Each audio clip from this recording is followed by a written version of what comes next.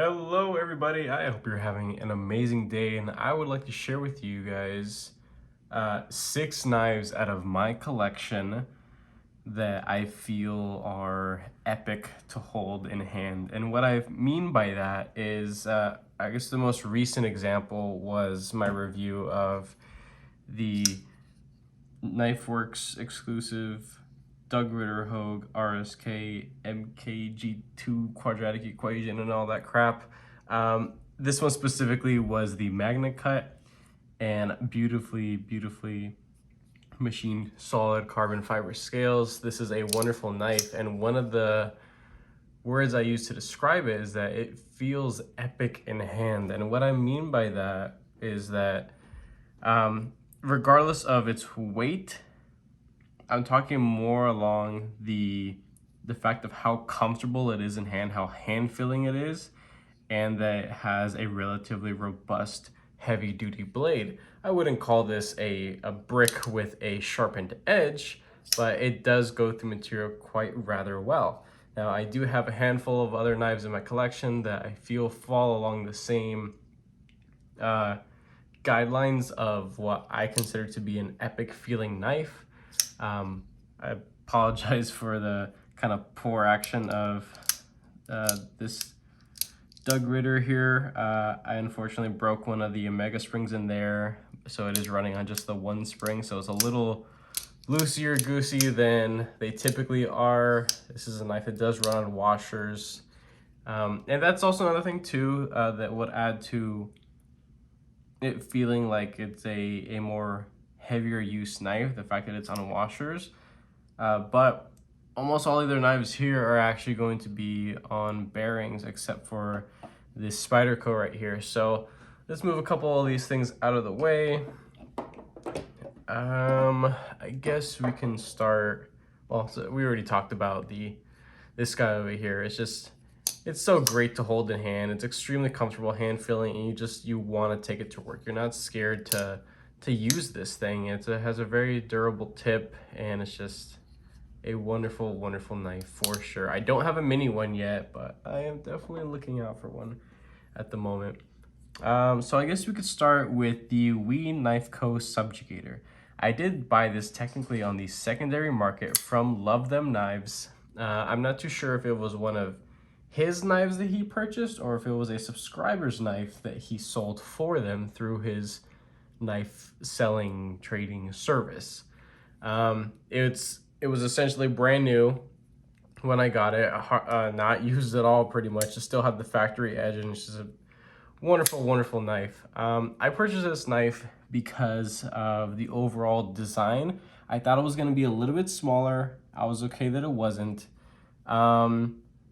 It does have a tanky feel to it, and I've had this for some time now, and it hasn't really changed that much in the action. Now, this action to me feels like it's like if the knife is running on washers, but it's not. It's actually on ceramic bearings and has a ceramic detent ball.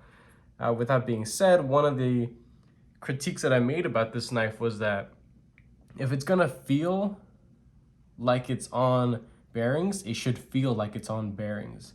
If it's a knife that says it has washers, it should feel like this has washers. This does not. So in my opinion, this fails at being a super fidgety ball bearing, in the pivot knife, but it's still a wonderful execution of a heavy duty knife. It has this very comfortable handle here, full grip for sure. Some meaningful jimping up here. It's not too spaced out, it's not too fine, it's essentially perfect. And I do have this not dedicated finger choil, but a flat spot that I could technically creep up on if I really wanted to. Now, the tip on this is a little bit thinner, but overall, this knife to me, I would consider an epic knife to hold because of its weight plus the size, dimensions, and just how it feels, the action. This just feels pretty sweet and epic to hold in hand. I actually have something that I'm I pre-ordered. It was the We Knife Co. Evoke, a wonderful design by Ray Laconico, and it shares a lot of the same framework and dimensions of that Conspirator. That Evoke will most likely end up replacing my Conspirator at some time in the future, but that's for a later video. Now, the next knife, this is going to be the only G10, steel linered knife in this collection, or I guess what I'm showing you guys here. And I've talked and raved so much about the Native 5. Now, you wouldn't think that this would be an epic knife to hold in hand, but because of this humongous, well-jimped forward finger troll here, you get an enormous amount of grip out of this knife. It is very comfortable to hold in hand. The G10 scales, they are flat, but there are other variants. There are plenty of people in the aftermarket that make wonderful scales that could be rounded off and contoured and milled to, of course, whatever technique they are offering. But in my opinion, this has a medium thickness blade, and I love using this knife. I absolutely love using it. It's probably the smallest blade length out of the 6 knives that I'm showing you guys here, but it is still a wonderful knife to use. I now have 5 Native 5s in total. Wait, hold on. I got 2 lightweights. I got this thing. So 4? No, I got 4. Yes, I have 4 Native 5s in total, and that itself is just it's because I love it. I love this knife so much. I love collecting it, and I love using it too. So this is a knife design and profile that I do not shy away from using. As I mentioned, I have 2 lightweights. I have this one example of a full G10, and then I have a DLC coated hardware and blade with a fluted titanium scale version that I don't use often. It's really just to hold, fondle, and then put away. But it still has the same overall structure and idea behind it that makes the Native 5 such a wonderful, epic knife to use, for sure. All right, let's get into this next one over here. And this is a Tucson.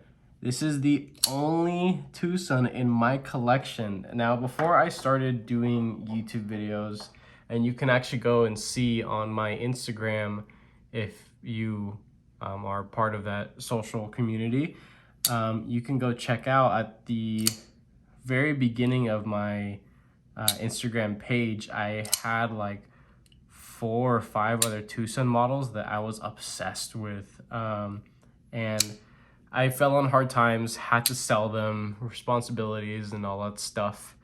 And shit happened. So I got rid of them because they were the highest value knives out of the collection that I had at that time.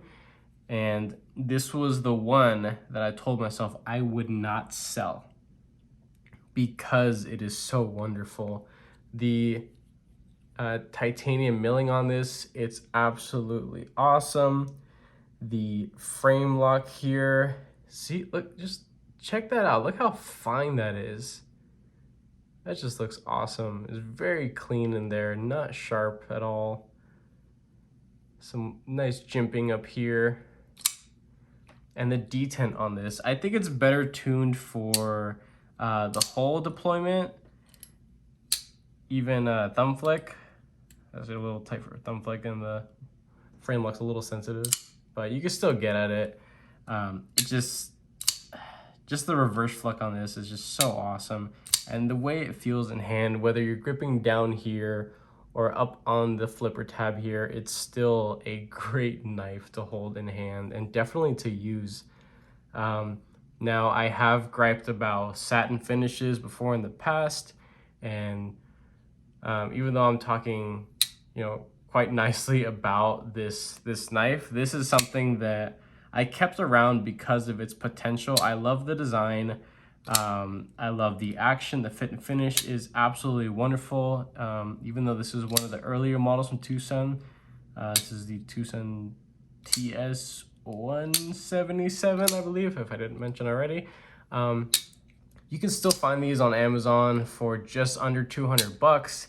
I think it's an amazing buy, and things that I would do to this knife to make it a little bit more more of my style, I guess, I would probably end up stone washing and blacking the blade and then anodizing everything else. So the pocket clip looks a little funky. The pocket clip itself is probably going to be the first thing to fail on this knife because of how thin it is, but it still functions quite well. And again, this is an epic knife to hold for sure. No jimping on here. There really should have been, but that is also something that could be added afterwards by a skilled individual, not me. But I'm more than willing to work hard enough to be able to afford to have somebody to do it for me. So that's yeah, that's another one to add to the epic in-hand knives. One more right here. This one has seen a lot of love, and I bought it because of its design. This is designed by Gavco Knives. This was available at Drop, now known as Caviso Outdoors. They sell all sorts of crazy stuff, gadgets, accessories, tools, knives. And as you can see down here, yeah, this knife has definitely been used and abused. This is probably the knife that I have thrown around the most out of my entire collection. I did drop this accidentally because I was handling it so much. But I will blame the fact that it's a really slick knife. It's very, very smooth. There is some markings all over this titanium, and because I did drop it on the floor, there is some chipping right up there and right over here. But what gets this knife on the Epic in hand is just how it feels in hand. It is on the smaller side, but that blade is just so freaking thick. You guys see that? I have absolutely full confidence in this knife to go through really anything. Inappropriate circumstances, of course. I'm not going to be prying with this.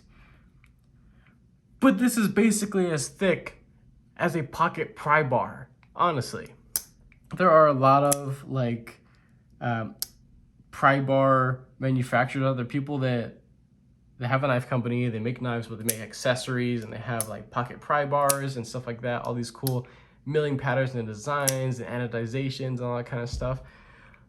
They're about that thick. I've seen some of them and they look really cool, but of course that's a pry bar. This is a knife that, in my opinion, is as thick as a freaking pry bar. Things that I would do to this knife, definitely that flipper delete. The detent for the flipper is ass, honestly, but the reverse flick is absolutely incredible on this knife. I love it. I love reverse flicking this, and the hole is just, it's huge. You can't freaking miss it. You can't. Access to the lock bar, it's plenty, and plenty comfortable too. I don't believe this knife is really available anymore. You could go check it out on Caviso to see if they're still available, but it'll definitely be old stock of what remained of Drop.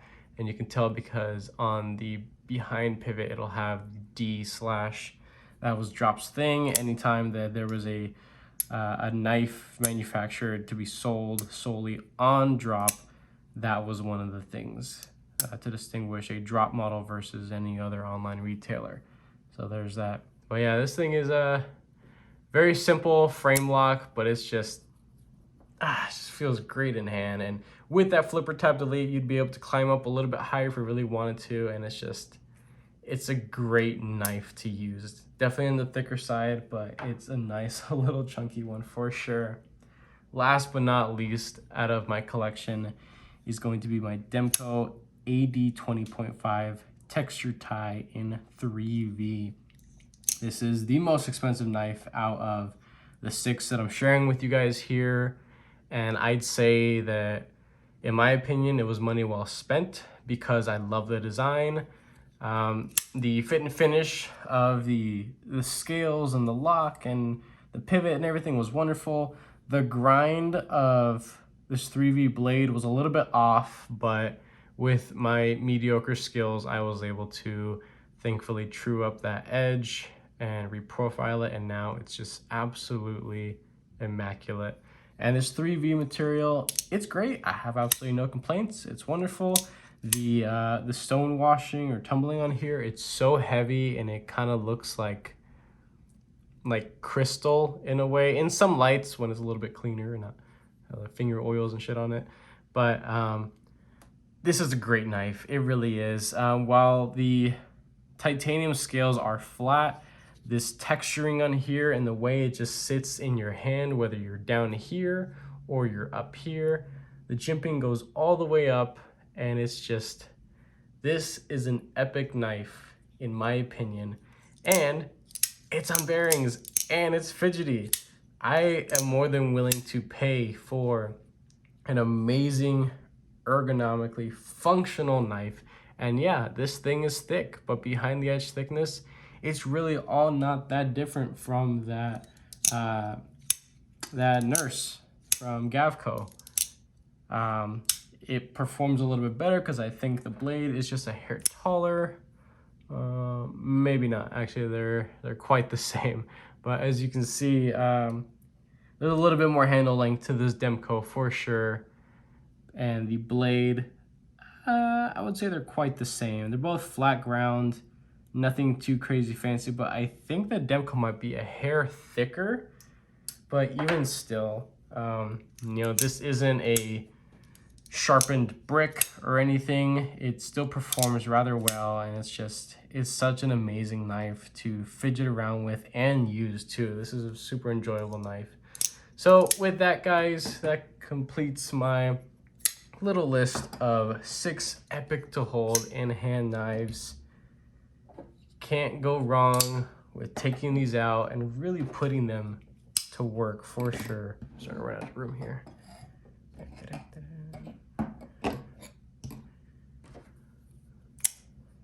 So yeah, that's it. Hope you guys enjoyed this video. It was a little fun one to make. There are other ideas of other topics that I want to make, like gentleman knives out of my collection or light duty knives out of my collection, things like that. And that's probably something that you guys will be seeing here soon. I have knives and unboxings and typical stuff that I'd make videos of and reviews. I have couple things here and there trickling in. I've just been kind of short on getting stuff in and purchasing it. So there's some stuff going on right now that is keeping me from doing that. But either way, things are going to get better and I'll be able to bring on more content. And yeah, that's really it. I hope you guys enjoy it and have a wonderful day.